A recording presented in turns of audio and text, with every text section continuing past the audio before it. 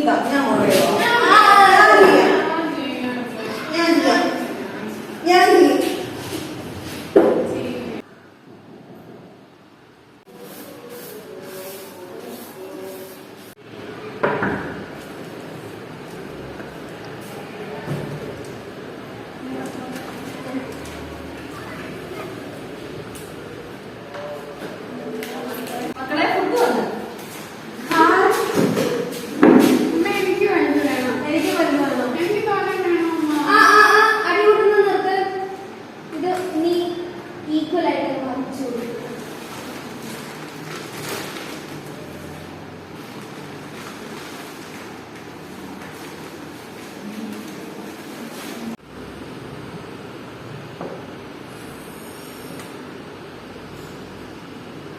എനിക്ക് വലുത് വേണം.